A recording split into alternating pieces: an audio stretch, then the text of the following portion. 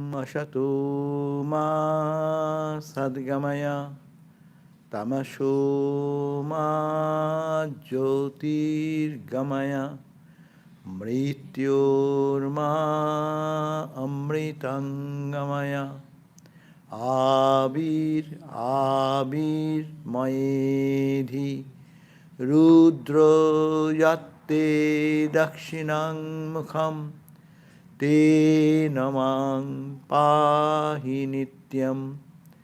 Om Shanti Shanti Shanti. O Lord, lead us from the unreal to the real. Lead us from darkness to light.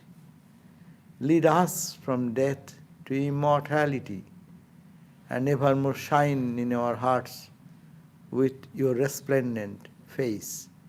Om, peace, peace, peace be unto us all. So we are now back to our reading.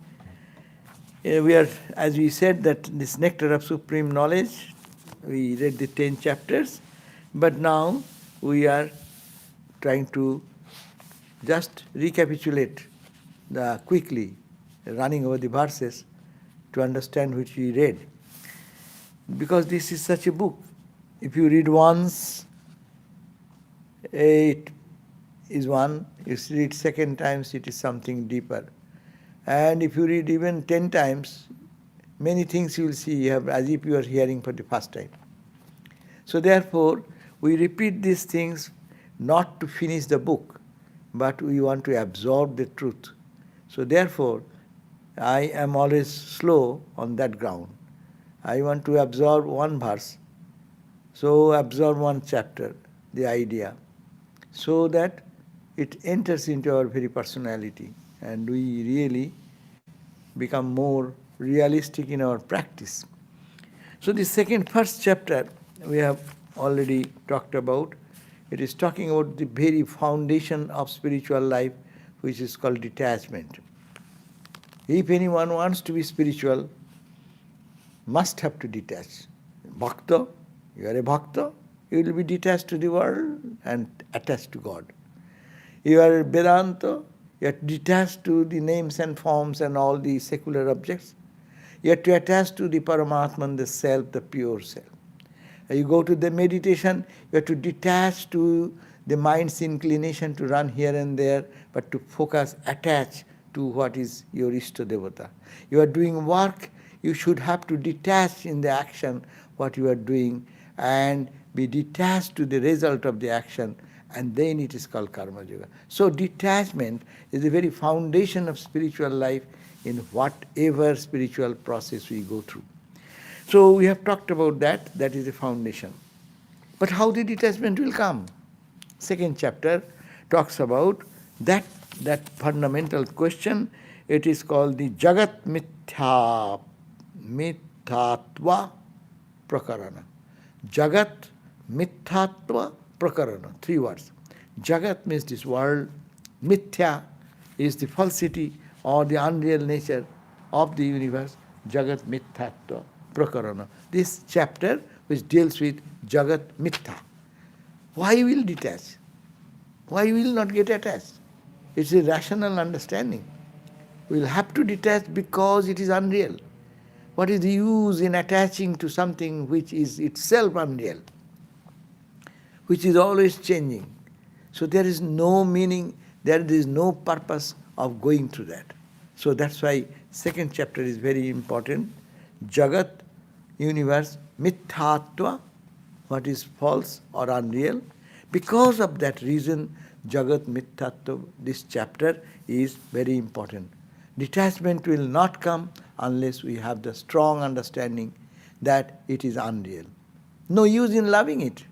You love today, you will be fooled tomorrow because the object is changing, your mind is changing, your perspective is changing, your emotions are changing, your attitude is changing. It is always in the flux. And you want to be attached to this, then what is spiritual life? You remain in it then. It is like that is the just moving into something illusory, and then never reaching the goal. Therefore, second chapter is named, as I said, the Jagat Mithatva Prakarana, or the unreal nature of the universe. That is the chapter. So this has, as I said, 28 verses. It's a big chapter. About how many pages? 61 to 108. That means 47 pages. I'll have to do it within 1 hour. I'm a slow person, so if I get stuck anywhere, I cannot go the less. So we'll have to try now, when I make an effort to run over the verses, to give at least what Vasishtha wanted to teach us, that how it is unreal, why it is unreal. If we know all these things, every day we know, but still we don't know. Every day we know how flickering is life, how momentary is life, how things are changing, how moods are changing with us, how our own emotions are changing, how the relationship in person to person is changing, but we think it is stable. And that is the Maya, that is the play of this ignorance. So, here the first verse says that as the great milk ocean becomes calm and free from waves, when the Mandara mountain becomes still, similarly with the mastery over the mind, the world illusion comes to an end. The unreal nature, who is making this world real, is the mind. Your mind is telling it is good. We are all slaves of our mind. Whatever mind teaches us that moment, we take it for granted. So then go back to the root cause. The world is unreal or real is not the question. Your mind is saying it is unreal. It is not unreal, it is real. So the mastery of the mind is advised. The changeable universe appears and disappears with the blossoming of the mind and its absence. Look at the mind's condition. Whenever your mind blossoms, the world appears. When their mind goes to sleep, the world collapses. Everyday experience. Now we are a waking state. When you are waking state, the world is awake. Everything is so real. Just you go to sleep. You are so tired and go to sleep. Where your world vanishes. Your mind is going to sleep, the world vanishes. Mind is coming up, it is the world. Mind is dreaming something, it is dream world, so real. Mind goes to deep sleep, bus. Neither dream, neither this, everything is gone.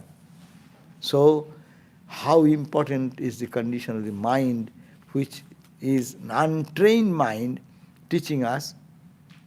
We are riding an untrained horse. And horse wants to take us whichever direction. And people fall down from the back of the horse. When you go to Himalayas, that's the experience. They're trained horse though, but they are running for the senses. They have some grass or something they find in the deep slant side of this 1,000 feet gorge, and he is going there. And you are riding over that. And you fall down, you bend like that, and then ultimately fall into the road. And the horse does not. He is trained to survive. Mind trained for living with us for thousands of years. But they can throw away you break your arms. So it is a mind is the condition. I think so. Speaking of that, Swami Sarvadevananda told the story that there was this person who was riding this horse, and he was just like drawing. Slowly, what do you say? Swami Sarvadevananda, he told this story that there's this person who was riding this horse, and he was just going in some direction, and the people around asked him, "Where are you going?" And he said, "I don't know. Ask the horse." Ask the horse. Ask the mind, wherever it takes us. Because we have no control over our mind. So it says, the changeable universe appears and disappears with the blossoming of the mind and its absence. Make the mind, therefore, free from vibrations by controlling the latent desires and mastering the breath. How do you do? If control the mind, which is so restless. Two processes. One is by analyze every vibration coming out of the mind, what is that coming from our back impulses, sangaskaras of last life. And There you try to stop it. No, I don't want it. And second point, by pranayama, because prana has a connection with the mind. Mind and prana, they are connected. Do you understand that? Mind has a connection with prana. Why? Why? Because when you get excited, you'll be... Right. When you are angry, look at that. Angry is where? Mind is angry. Mind is vibrating different way. And you see your breath. When people get mad, how they behave. Because the mind is not in control. So mind is when it's upset, breath is upset. Mind is cool, breath is cool. Look at that. When your mind is very balanced, your breath is very cool. So we cannot hold the mind. It's very fine. So catch the better breath. It is like a wheel in our car, in gear. You can control the entire car. By what? By putting the gear and just controlling your ignition and the gas, how much is going on to press your gas pressure. So similarly, they control the breath, make the mind, breath balance, your mind will be balanced. So two process. By watching all the past impressions, I am not willing now, I don't want it, but I am goaded by my mind.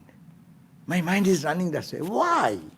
Because it has this past momentum, pushing from the backside. I do not know when I desired something, but it is goading me. So that is the idea. Then, third verse says, this universe, which is created out of one's mental modification, vanishes as non-substantial, burnt-out being upon the destruction of the mental resolution. So when mind does not resolve anything, does not want this and that and this and that, at that point you are free. We are all bound because my mind wants this. The moment you say, I don't want anything, you are free. What do you care for? The wandering monks, who live under carefree. Why? They don't want anything. You want home? No, I don't want home. You want money? No, I don't want money. You want some pleasurable food, palatable, very nice food? No, I don't know. I don't want anything. If one can say, mind can say, I don't want, I don't care, freedom is there. Who can bind that person? So that is the point, that upon the destruction of the mental resolutions, the universe will vanish and it will appear non-substantial. That's why you look at it, they don't care for that Alexander came to that naked monk. He does not care for palace. He does not want good food. Who cares for you? Get out of my way. I am free to bathe, sunbathing. So sunbathing becomes the big thing rather than the offer of the king to take him to the palace with honor and respect. No, he does not want anything. He is the free person who can say, I don't want anything. And that is the mind. Mind is like that. Mind can be, yes. Swami, the unreality of mind, unless you, in a sustained way, ignore outside stuff, it doesn't really become real, right?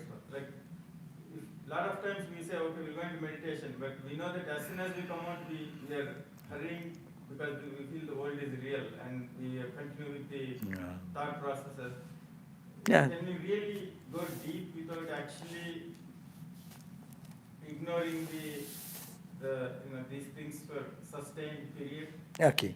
Yeah, we cannot, how can we ignore the running of the mind? That's why the two processes he has said. You do your pranayama to control the mind a little bit and see why my mind is asking for that. Because it got sometimes some joy, some peace, some sort of entertainment, it got it. But that entertainment is not permanent. So this book teaches, analyze. Why are you going again? You went one time, 2 times, 5 times, 10 times, 1,000 times, but still you want to go. So this is the way to gradually to make a break into the impulses of the past sanskaras. And when I have my past sanskaras, and when I see something, it aggravates that. It stimulates that. It is like a catalytic agent, is called catalytic agent. When you, suppose you have no desire to have any nice dress. Suppose you go to the Macy's and see all the clothes and beautiful garments, then you feel, oh, that is good. Why it is coming from? Because we have some past sanskaras here, and that stimulates me. You go to the sweetmeat shop, and then you see, or the candy shop, and you see that my diabetes, I don't want. But you see, when you go there, and what happens? It stimulates your mind. That is good. That sweet is very quality sweet. See, it is stimulating. That's why at the beginning stage they say, avoid those associations. Don't go there, because that will stimulate your inner sanskaras. And when you are mature, then you go. It does not matter. When you are established in your understanding that I won't eat this is unhealthy, then you have mastered your mind. You go there, it will not affect. So we should have to train our mind gradually. The one point, it is impermanent, it is unreal, it does not give me absolute joy. It brings momentary happiness followed by deep, dark ignorance. So if this is the situation, so why shall I go for it foolishly? And I can also try to think of something noble and great which can bring me absolute joy or greater joy. Not absolute joy now, but greater joy. So this is training the mind. So the very important point is that it is created by one's own mental modification and vanishes as non-substantial, burnt out being upon the destruction of the mental resolution. When my mind does not resolve, I will get it, I will have this. When it gives up that type of tendency, then there is freedom comes. Fourth verse says that as through the right knowledge alone, the erroneous cognition of snake painted on a canvas is destroyed. Similarly, only through the knowledge of oneness of Brahman and Atman, the world appearance, though seeming to exist, dissolves. Here is the question. So, suppose there is a snake painted on a canvas, and if we know that it is a canvas and it is a painting, then I will see the snake, but my reaction will not be there. Similarly, only through the knowledge, when you know that is only one Satchidananda everywhere, this is only name and form, it appearing like that. When that knowledge, mind will accept that knowledge of oneness, that Brahman, absolute, everywhere, that is in me, and that is the same consciousness, same awareness. All the name and form is only painted. It is not reality, it has no reality. A burnt snake. If the burnt snake, the snake size will be in the floor, no? But it is burnt, it has no power to bite you. Similarly, when the knowledge is the only thing which can help us to burn our ignorance.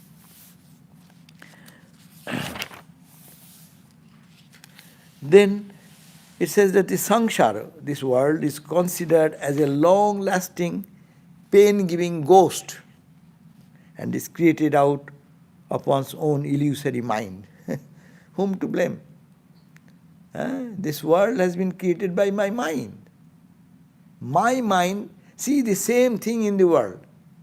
20 people will be there. One will be attracted to one object, another person will be interested in another. Why so much difference? Because everyone's mind is different. But by the mind, if the mind is pure, your mind is pure, you will see the same thing. Your eyeglass is clean, my eyeglass is clean. Everyone will see clearly what is the truth. But with the colored eyeglass or defective eyeglass, I will see the same truth distorted. So similarly, it is the It is a long, this world, this samsara, what we are living, it is like created out of our illusory mind, and it is created because it is not pure. So that ceases to exist. This world which is diversity, with its fear, anxieties, worries will all disappear when the right type of analysis, right type of discrimination. That this is only name and form, but truth is Satchidananda. That knowledge, mind again and again cultivating that analytical idea, it will happen. Verse 6 says, O Rama, the Maya, the cause of creation, is such that it gives joy to itself through its own destruction. You may say, how the Maya, which is deluding us, how it will go? Well, Maya is a unique phenomena. Maya will be happy if you recognize Maya. And then she will not delude you anymore. Huh? If someone, in our childhood we used to see Bahurupi. Bahurupi means one man or one woman will come to entertain every day. Putting her costume differently, his costume differently. Someday he is come here. In India is a spiritual country, so they don't deal with ghosts and goblins like that. But they will come one day. Suddenly I found Mother Saraswati walking with her 4 arms and this and going to door to see the people. That means you give something. He's asking for something, but she has dressed herself as Mother Saraswati. Next day, with 10 arms, Mother Durga is coming. So, these are only the costume, that the person inside is the same. One day Shiva, another day so it goes for a series of few days and disappears. But these are only name and form you are seeing, but you are seeing the one reality. When that conviction will come, then it will be, and if you recognize, if suppose someone comes to just create some fear in you, for joke, in darkness, but if you recognize, hey Ram, you are doing this thing, hey John, you are here to do, hi? And then he will smile at, oh, you have recognized me, you have caught me. So Maya, when you recognize her, she will smile at you, oh, you got me. And Maya does not delude anymore, that person. Its nature is neither observable nor understandable. So you cannot observe, you cannot understand. Maya can never be analyzed, understood. And Maya itself is such which is defined all contradictory thought. Maya is there, you can say, yes, as long as I see. Maya is not there because realized people has no Maya. So it is or it is not. It is in one sense, it is not in another sense, like that. So then it can be found at all. It gets destroyed. 7. And this world, it says, oh my dear, how strange is the world bewitching Maya, this world bewitching Maya. Being deluded by this Maya, one cannot know the self. Though the self has pervaded all through the limbs of the body. See, Atman has permitted everywhere. Satchidananda is permitted everywhere. But this is the play of the fun of Maya. Being so here does not allow us to think or understand. It is just a name and form. It does not. How many times we are talking about this, how many times we are reading it, but this conviction remains in us. It is the play of Maya. 8th verse, as the city of Gandharvas or as the mirage water in the desert are not true, in the similar manner, the observable universe is also not true. When you are in a desert, then you see the water, but water is not there in the desert, but you see it, but it is not there. Similarly, you see the world, but it is not the world, but it is Brahman. There is sand, desert is not sand-free, but you are seeing the sand, but you are telling it is water. So sand remaining sand, you are seeing the water. The Brahman remaining Brahman, you are saying it is this tree, plant, human being, and all this dualistic universe. 9th verse says that even though it is imminent, the inmost reality, it is not coming into purview of our vision, that indestructible one is present here in this very body at all times. This is known as Atman. So even that Atman which is here, is inmost reality, is not coming into the purview of our vision. We don't see it. Why? That it is the indestructible Maya, one present here in the body in all times. And that indestructible Atman is always there, though we do not recognize it. Verse 10 says, like the reflection of trees on the bank of a lake, all these visible objects are mere false reflections in the vast mirror of consciousness. So it is Vedantic way of thinking. They are bringing another philosophy. It is called the Bimbo Pratibimbo Bada, reflection theory. So in the ocean of consciousness, everything appears to be reflected. So you, me, are all reflected in the consciousness. 11th verse says, this creation which is merely the form of a vibration of consciousness is dissolved by accurate knowledge and again rises with false knowledge, just as the false knowledge of the snake arises on the rope. So this world is coming up, false knowledge. With the knowledge, it subsides. You see Brahman. When knowledge comes, you see Brahman. When ignorance comes, you see the world. This world disappears when you go to deep sleep. The world comes out when you wake up. So it is the mind coming up and mind going in. This is the play of the Maya.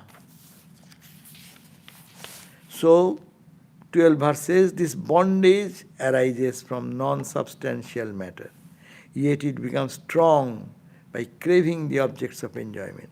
When this craving for enjoyment cools down, then the worldly bondage is also attenuated.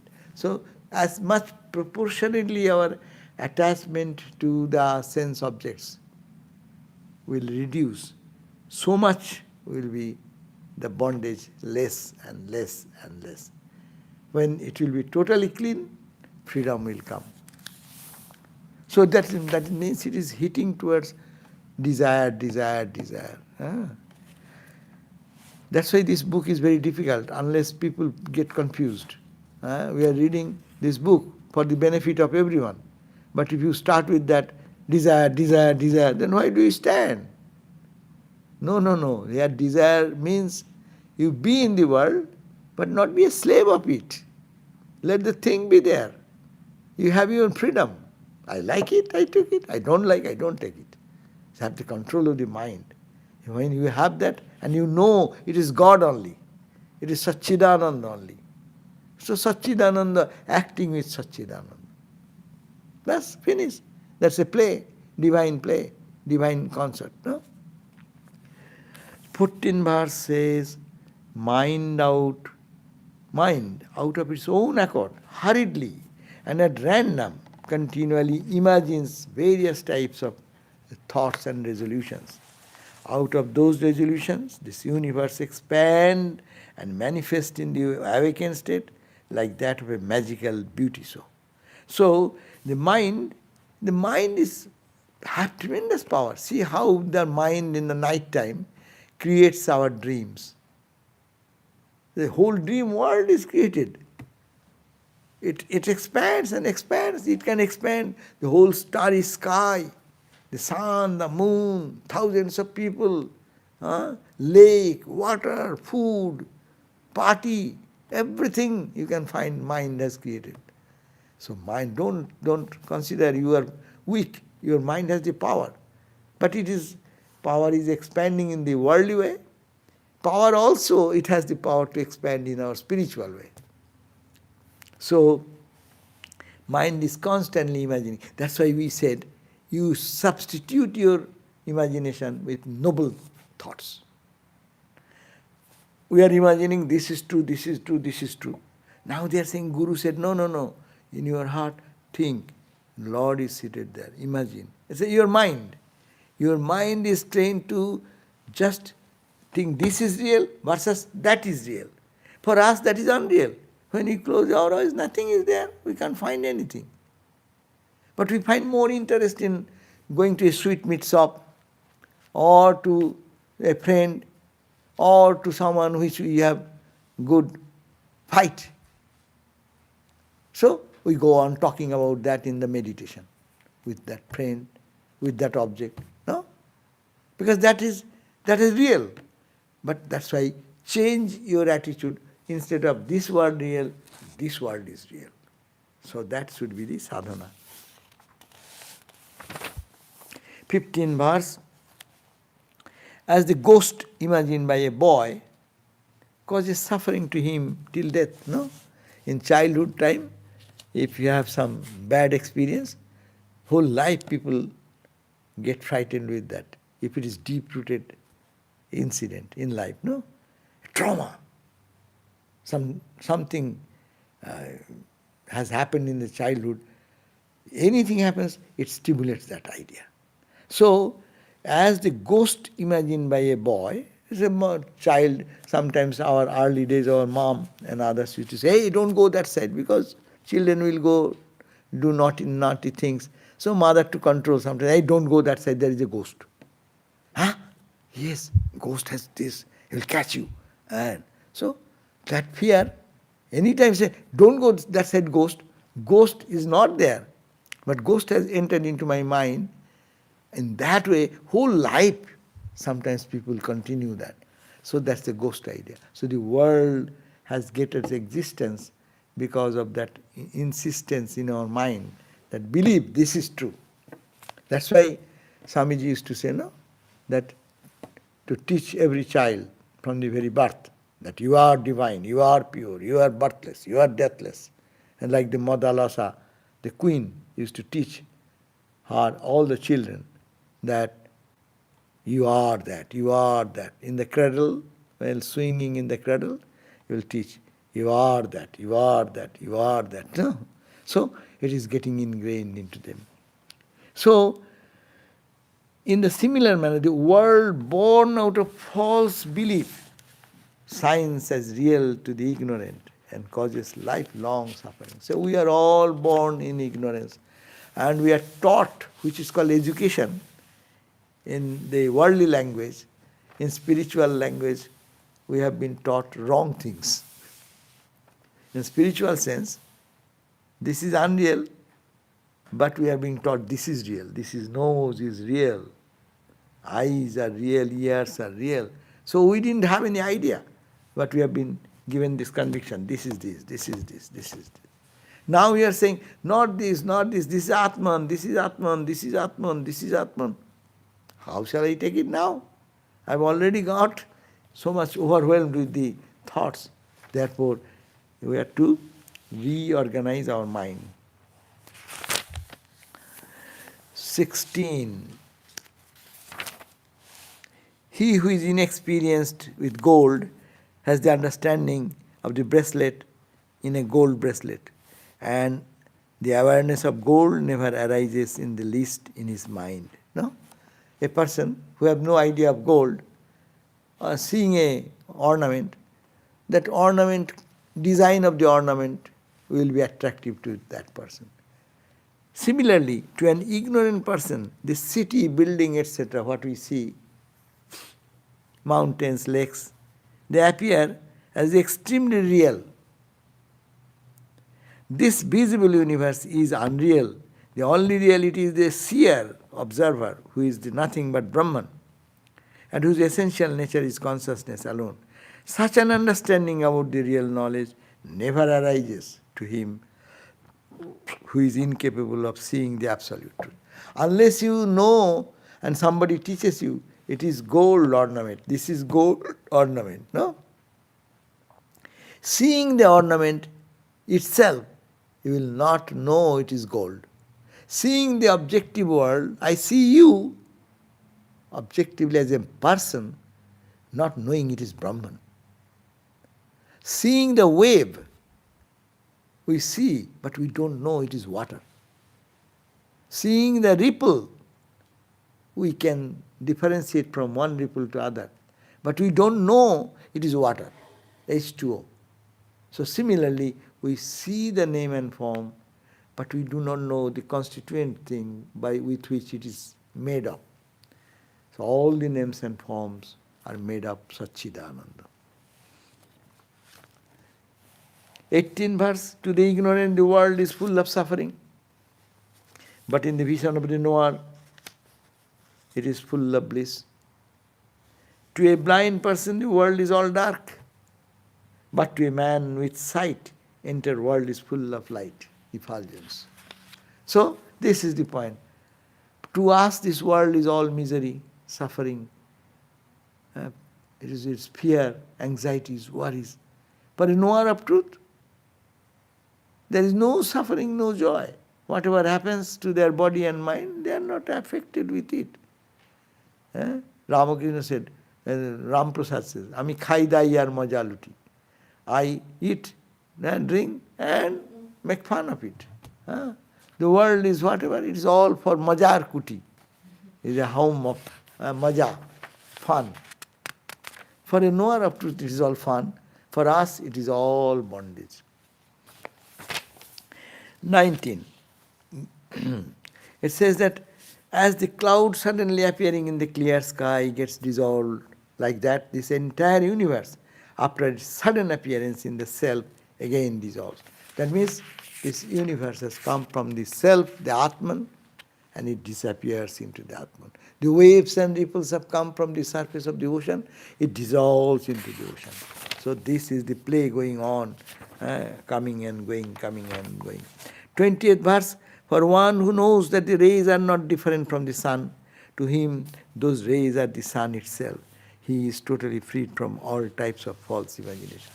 If he knows that sun and its rays are not separate, so when you touch it, rays touches your body, you say it is sun touching me. No difference.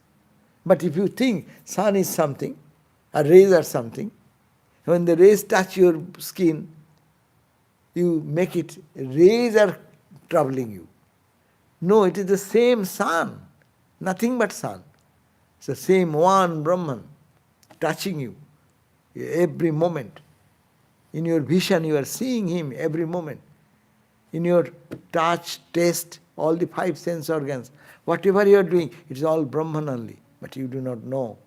You only see it separated due to Maya. 21st verse. When critically analyzed, this cloth is critically analyzed. What is this? It is found nothing to be a thread alone. Thread. No? In a similar manner, this universe would be found as the self alone when properly analyzed. If we can analyze this world, then we will be able to understand that it is nothing but the Atman, nothing but Satchidananda, nothing but consciousness, nothing but blissfulness. It is bliss. Like the thread. Only it will give a cloth. You said a chadar, you got a shirt, you can say t-shirt, whatever name you give, but it is the thread and thread alone. It is Brahman and Brahman alone. It is Atman and Atman alone. Nothing but that Atman. 22nd verse. From Brahman, which is of the nature of the ocean of nectar, the play of the waves of this world appearance dawns, also sets it. From Brahman it comes, the whole universe, and it settles into the Brahman itself. So it is called Tajjalaniti, Upanishad says. Tajja. From that Brahman, everything comes up. Sun, moon, stars, galaxies, everything has come out of that. And then playing is going on, as in the ocean. The waves come and dance and play and fight and this and that, and ultimately it settles into the... So So this is the universe is also like that. How then will it be different during the state of existence? So if it comes from that and it ends in that, then how in the middle something else will come? If there is only one ocean, and at the end also it is ocean. In between the waves came and ripples came and it has its play and dance and all these things going on. So this in-between thing, will it not be Brahman? What else will be there? If at the end is Brahman, beginning is Brahman, in the middle, what will be that? Will it not be Brahman? So this is analysis, to make the mind clear about the truth. These are the different ways to see. 23rd verse, just as the foam, the waves, the snowflakes, and the bubbles, they are not different from water. Similarly, the universe, born of Atman, though appearing in diverse form, is not different from the self. So, again, the same example which I am giving, in Upanishads and Gita and all these higher scriptures talk about the same, again and again. It is water, it is water, it is water. In the form of wave, ripple, bubble, foam, but it is nothing but Jatha fena urmi hima budbuda toyato vinna na. As it is not vinna, separate from toya, jal, water. No. What are no? This fena, the foam, waves, toyato from water, tatha, foam, ripple, snow. They are not different, only different names you are giving. Similarly, the universe, born of Atman, though appearing diverse, is not different from the self. 24th, just as the clay water pot dissolves into the earth, waves into water, gold earring into gold, similarly this universe originates from the self and merges into the self. So, as the clay pot, suppose you prepare some clay pot, clay pitcher, clay, some glass. When you break it, what it will be? It will be clay. Similarly,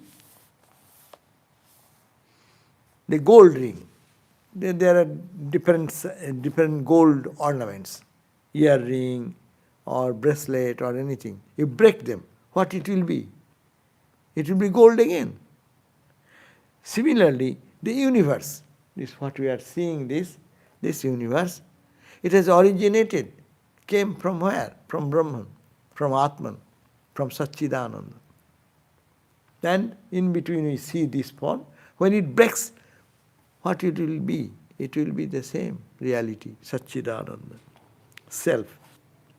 That means when the names and forms dissolve, even in the name and form, you are seeing the name and form, but it is the same Atman. Very simple thing, but very complicated to understand. Could you believe that I am seeing Brahman, Ajay, with eyes open? I am touching Brahman. Do you feel that? It will not penetrate here. It's the mind is an obstacle. Mind is not allowing it. But it is nothing but Brahman, because it has come out of Brahman only. And it merges into Brahman. So in the middle, what I see now, this is also Brahman. Distorted. Thing is that we are seeing distorted figures. Atma jnanad jagad bhati. Hiya atma ajnanat. Atma ajnanat jagad bhati. Atman ajnana. When you are ajnana, you are ignorant about Atman, jagat bhati. This world appears as like us. Ignorant. That's why the world is here. And it is so real. So its suffering, its joy, its pleasure, its pains, its anxieties, everything, its disease. So everything is real. So Atma Jnana, why it is happening? Because we do not know our Atman, what is real me. And he Atma Jnanat Nivartate. As the moment we get to know the Atman, this Jagat will dissolve. It will vaporize? No. It will be that absolute joy. It will be that Satchidananda. That's why Swamiji's song I sing many times. Bahematra ami ami. This last trace of this worldliness will go away. Then it will be a state beyond mind, beyond intellect. It is only bliss, only bliss, only bliss. Oye, nan mano buddhi ahankara chittani naham chidananda rupa, chit ananda rupa. I am that, I am that. The world appearance appears only due to ignorance about the self. Again, it is dissolved with the rise of the self-knowledge. The snake appears due to ignorance about the rope, and as soon as one attains the knowledge of the rope, the snake error ceases entirely. Therefore, 26th verse, page 98, O Rama, the world has acquired stability due to the forgetfulness of the self. Why this world has taken so much ground in our heart? Because we forgot. Many people suffer, many of us suffer for forgetfulness. No? You kept your purse, where did you keep? You forgot. You kept your keys, you forgot. So you forgot, then you suffer. But as soon as you remember, bas, you got it. So what you got new? What was yours, you got it. It was yours. You only forgot, and you will get it. So forget, get is some simple words, is just a usage of some words, meaningless words. It was yours, it is yours, it will be yours. So your Atman, your consciousness, your stability, that is there, it was there, it is here, it will be there. Only we think we have lost it now, we will have to get it. So it is just the process of reorienting our mind.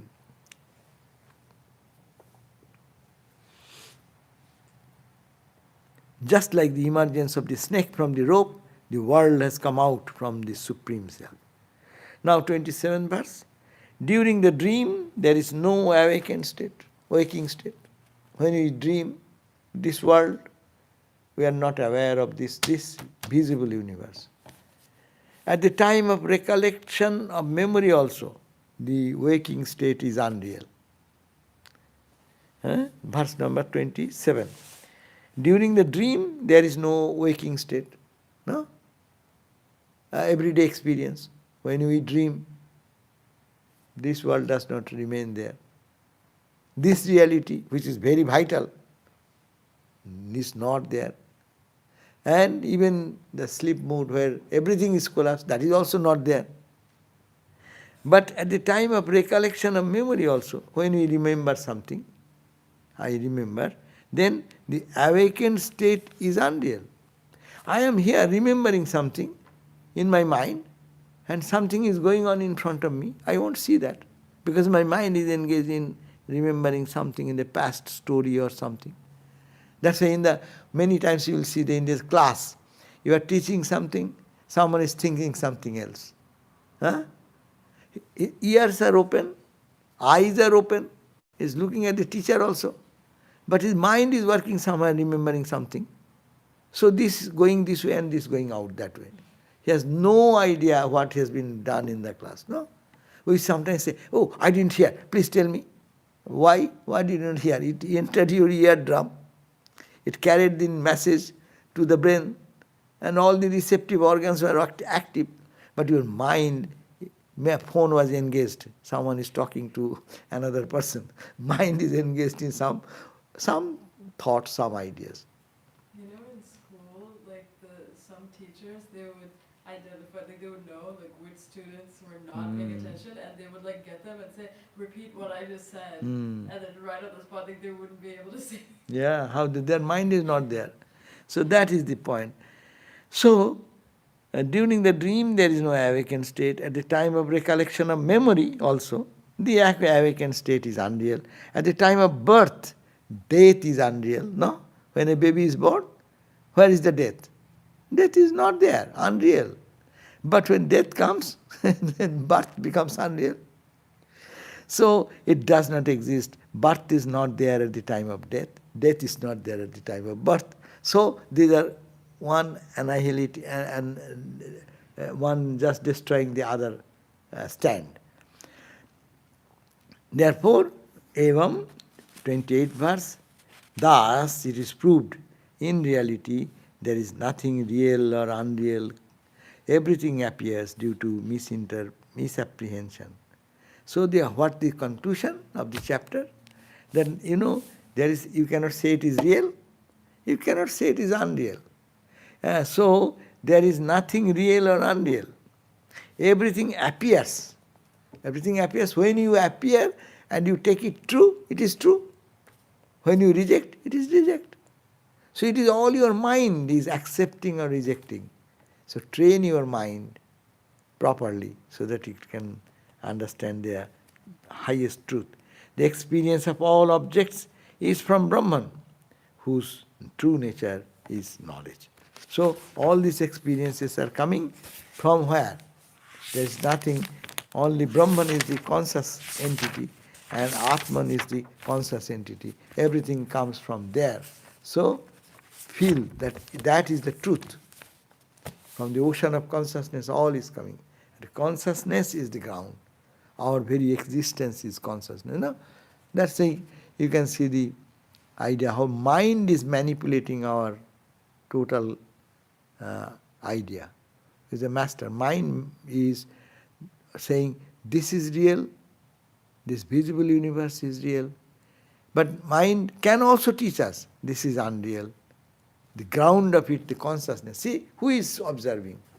Who is saying it is real? Who is saying it is unreal? Just put this question again. Who is real? Who is saying it is real? I cannot say it is real. Mind is there. So long the mind is there, it is real. But behind the mind is consciousness. If the consciousness is not there, your mind cannot function. If the electricity is not behind it, we cannot have the chandeliers. We cannot have the computer. We cannot have the phone or the recording of the voice. It cannot be. So we are forgetting that consciousness upon the ground of which every activity is going on. So your mind, why I am not doing that? Because my mind is saying, no. Consciousness is not there. God is not there. Truth is not there. This is real. Huh? Look at that everyday problem when we are facing any problem, where it remains God. Problem becomes the top. Any problem, from a serious problem to a light problem, that problem becomes big. God is a storybook. It is God's presence. God is there. God is unchanging. It is full of bliss. I am the witness consciousness. It's good to say. But truth is this. So it is the mind. So here ends the chapter 2. I am happy that I could finish the 2nd chapter, 28 verses. No? So we'll try to do it next week also, the 3rd chapter, and see how much we can progress. So our plan may be little different. In January we thought that we'll start the new book, Shanti Gita, but we'll work on this. Let us see how it goes. No hurriedness, life is eternal. Now, what is any question?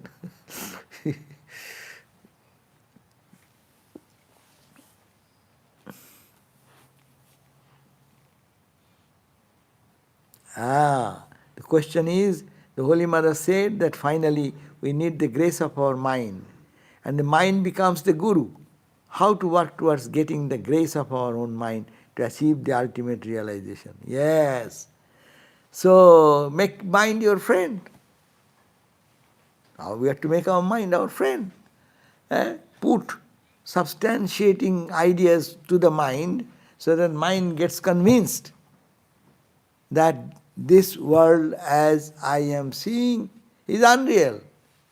But there is something real. The ornaments I am seeing, ornament may change. People do change, no? In earlier days, people go to the goldsmith shop and give their one design thing. Can you change it and add some gold or take out some gold and make it some maybe what you call bracelets or make it something else according to their choice. So the name and form can change, but the content remains the same. So this is the way we have to teach our mind again and again and again. And that is the way mind becomes purified. And when that purification process means when mind can accept the reality that God is the reality and this visible universe is an appearance, this understanding comes deeper and deeper, then what will happen? Then ultimately the mind will be Guru. Mind will guide us. Okay? Thank you. What is a sweet meat shop? Eh? What is a sweet meat shop? Oh, sweet meat shop. Sweet meat shop is, it is not meat, but it is sweet. Sweet shop. They call sweet meat shop. Actually, variety types of delicacies of preparation with milk product, milk with sugar, mixed in different proportion, and variety types of to appease the tongue. In anywhere you go in India, there is sweet meat shop, very popular. Okay, so thank you. Huh? One more and quickly dao Baba.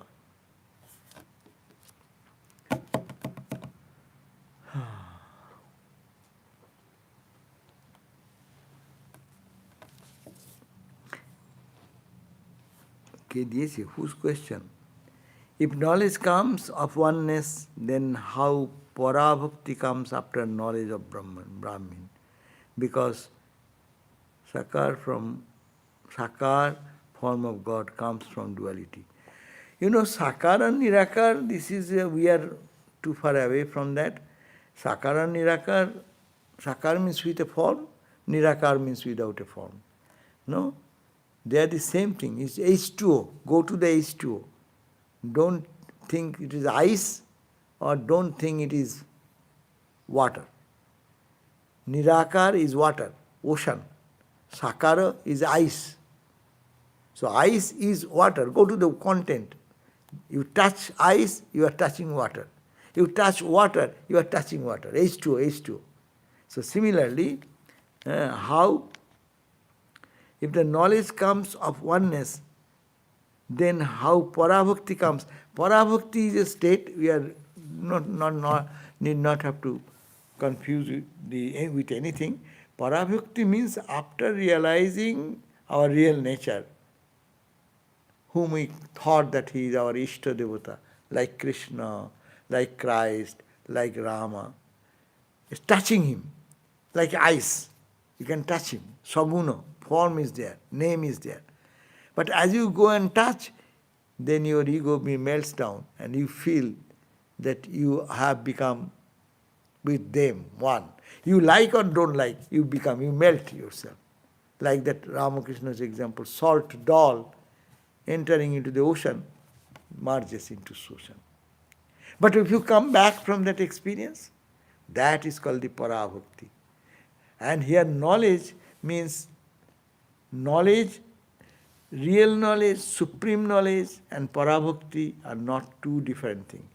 We are, just you have to understand what I am talking about. We in the bhakti class we have read parabhakti, supreme love, goal of life, parabhakti. Now we are seeing jnana is the goal of life. They are not two different experiences. It is the same experience goes to the path of bhakti, one goes to the path of knowledge. But when you have the absolute experience and then come back, then one is said you have reached the parabhakti, someone will say you have reached the jnana, supreme knowledge. But they see the world different. They see that it is made of world. World is no more world. It is all Krishna, Krishna, Krishna, Krishna. Vedanta will say it is Atma, Atma, Atma, Atma. It matters little. Ramakrishna is to see it is all mother, mother, mother, mother. I refer this verse also of Christ, no? No, that whose words are this? Christ sent, which sent? Saint Patrick, no. Who? The Christ in the front, Christ in the back, Christ above, Christ below. So it is Christ everywhere. This is the bhakti, para-bhakti. You have reached that point and come back, you see nothing but Christ. No? Vedanta, we have just read this afternoon in the bhakti school, that it is, Vedanta teaches, Atma is below, Atma is above, Atma on the right, Atma on the left, Atma in the front, Atma in the back. So what is this? If one item everywhere, can you make a distinction? Atma, Ramakrishna said, Latu is sitting with his hand like this. I am seeing it is Rama sitting. He is not seeing Latu. He is seeing Rama in the form of Latu. Form is Latu, but it is Rama. So he sees everything Rama. Holy Mother, the Radhi, the young girl, there is a ant moving in the ground, and seeing that, Radhi wanted to kill that. Ma said, don't kill, don't kill, don't kill. I am seeing Ramakrishna's feet.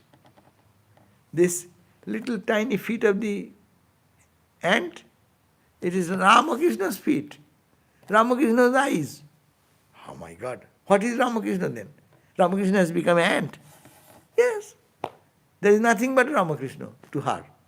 So it is the same. Para-bhakti and para-jnanam. These are two different words. But when one comes out of that deep experience of union, they experience the same. So in that level, this is not higher, this is not lower. But following the path, when you are following the path of jnana, yes, I am following the path of jnana and someone has attained to that highest love for God. Yes, he is better than me. But if you reach the end, both are same. Okay? Happy birthday to Guru Nanak. Oh, Guru Nanak's birthday today. Is it tomorrow? No, Yesterday? it was on the full moon. Full moon. Oh, so we missed Yesterday or day before? That was, yeah. Yesterday. Sunday. Sunday. Anyhow, Guru Purnima. So we can easily say happy P. Happy. It was the Vivekananda's birthday. That was the same day, Guru Nanak's birthday. The holy, the establisher of Sikhism, entire Sikh. So, yes. Okay, now we are ending here today. And tomorrow, 10:30 is the class, no? 10 a.m. 10 a.m. meditation. Available on Zoom and YouTube on meditation. YouTube. Swami Satyamananda will be giving some guided meditation at 10 a.m. on YouTube and also in Zoom. And then 7:30 in the evening, I will be giving the class on Gospel of Ramakrishna. Isn't it? Yeah. So, okay. Thank you. Om Shanti Shanti Shanti Harihi Om Tat Sat Sri Ram Krishna